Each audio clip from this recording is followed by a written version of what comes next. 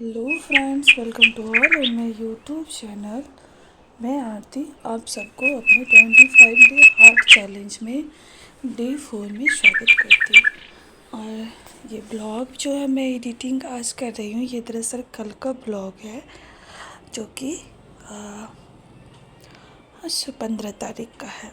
ठीक है, तो मॉर्निंग में मैंने चाय बनाई और चाय बनाने के बाद जो है मैं और मेरी मम्मी जी और मेरे हस्बैंड जी सब लोग के लिए चाय लेके गई थी। और यहाँ आप देख रहे होंगे कि मैं फिर से स्टडी सेंटर जा रही थी वहाँ पे पढ़ाई करने के लिए। और सबसे पहले मैं वहाँ जाने के बाद जो है टू डू लिस्ट बनाई थी कि क्या क्या करना है, जिसमें कल मैंने ना एक टेस्ट भी दी थी लेके, आप आगे देख सकते हैं इस टेस्ट। और उस टेस्ट का स्कोर क्या है वो तो मैं बताऊंगी ही, बट कल मैंने अपने केमिस्ट्री, बायो और साथ में ज्योग्राफी का रिवीजन और एक टेस्ट रखी थी। और अभी जो है फ़िलहाल मेरी मतलब एक होता है ना ऑनेस्टली 5 आवर की पढ़ाई होती है, उससे ज़्यादा ना उससे कम, क्योंकि वहाँ से आने के बाद तो बिल्कुल भी नहीं हो पाता है पढ़ाई मेरी। और यहाँ पे मैंने ना टेस्ट लगा रही थी। टेस्ट में ये ना रुक्मिणी पब्लिकेशन का था, सिर्फ ना साइंस का था। और पता नहीं वो लोग वैसा पेपर क्यों सेट कर देते, कोई कोई पब्लिकेशन वाले तो ऐसा लगता है कि मैंने खुद TRE 2.0 का पेपर दिया था, उससे भी मतलब सोच सकते कि कई गुना ज़्यादा टफ पेपर सेट कर दिए थे। मतलब बायो का 80 क्वेश्चन में मेरा स्कोर सिर्फ और सिर्फ 37 रहा, आप समझ सकते हैं। क्योंकि मुझे सिर्फ बायो आ रहा था, साइंस में फिजिक्स और केमिस्ट्री तो मतलब एक दो क्वेश्चंस बन रहे थे, मतलब ऐसा लग रहा था कि बन ही नहीं रहा है, नहीं जानते, मतलब ऐसा था। और सच में बहुत सारे क्वेश्चन वो हमारे सिलेबस का था ही नहीं।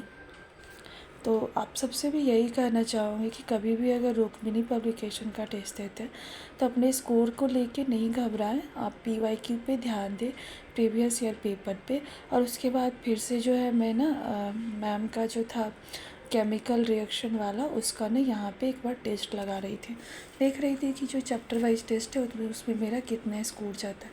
और मैंने पहले ही इसको पढ़ा था, हाल फिलहाल में पढ़ा भी नहीं था, देख रही थी कितना याद है। तो जो 20 था, 20 क्वेश्चंस थे जिसमें कि मेरा 12 या 13 ऐसे सही था।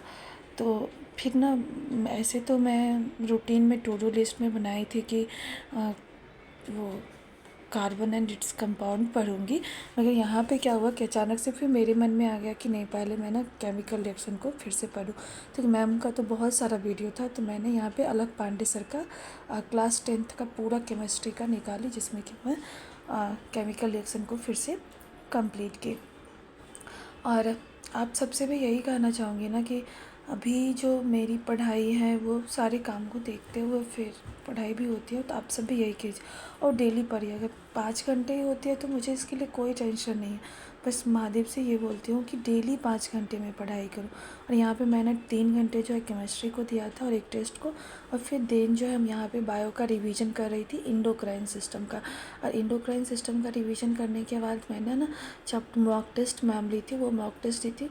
सचमुच में वो मॉक टेस्ट देने के बाद में मुझे बहुत बहुत बहुत अच्छा लगा था, क्योंकि यहाँ पे मैम जो है वो 30 क्वेश्चन का ली थी और उसमें मेरा जो है 25 राइट था।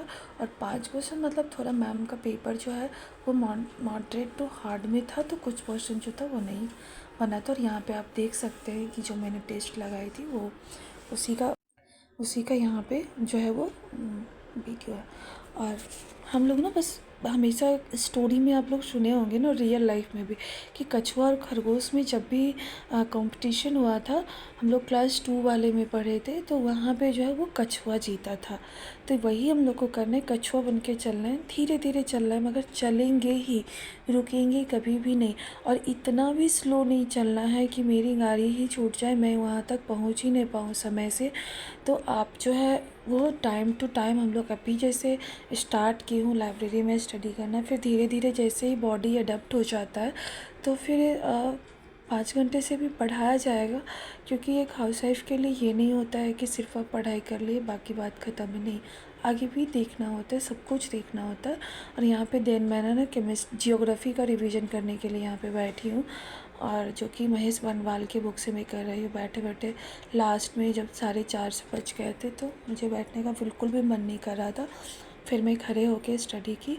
और ये कल का मेरा पूरा दिनचर्या है। ऑनेस्टली इसको फॉलो करती हूँ और उम्मीद करती हूँ कि आप सबको ये चीज़ें पसंद आता होगा। जैसा कि आपको पता है कि मैं बीपीएससी टीआरई का प्रिपरेशन कर रही हूँ 4.0 के लिए, और जो भी लोग चाहते हैं कि मेरा स्टडी रूटीन फॉलो करना, वो लाइक शेयर एंड सब्सक्राइब कर सकते हैं। Thanks for watching the video. मिलते हैं फिर नेक्स्ट वीडियो में।